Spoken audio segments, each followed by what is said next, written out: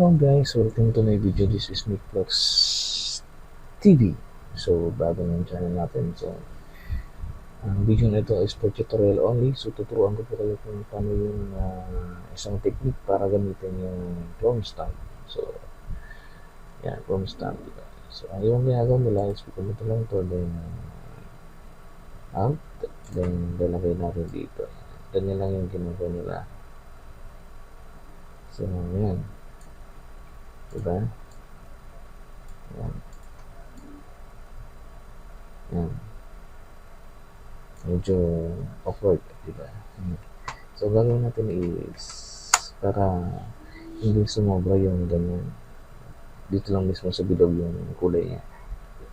So, keep in touch guys para sundan nyo lang ako at para magaling natin i-guide kayo. So, ngayon gagawin is punta kayo sa object selection tools, then i-click ito sa taas yung add selection tools. Kung sa inyo is ay yan, ganyan yung lumalabas. So, isi-select natin yung white egg. Ito yung white egg. Yan, so single yung object. So, na-select na siya.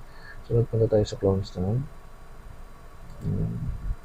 Then, click natin itong source panel. Lalabas siya dito sa gilid.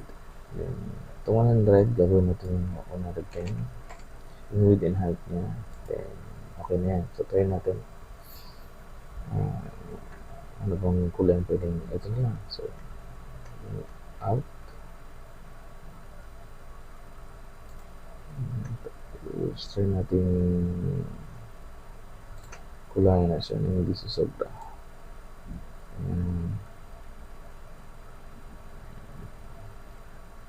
Konti-konti lang para hanap ba tayo ng ways na pwedeng kulay yan, ganyan para konti-konti lang. So, ang purpose ng selection tools is para hindi siya tawag dyan, hindi siya sumobra mismo doon sa itlog. So, ang kuha lang selection tools, yung object lang mismo yung kulay natin, hindi siya susobra. Hindi sobra. Ayan. Yun. Para hindi natin na itong dito. Ayan. Kunwari. Para bang nata siya. So, balik natin. Ayan.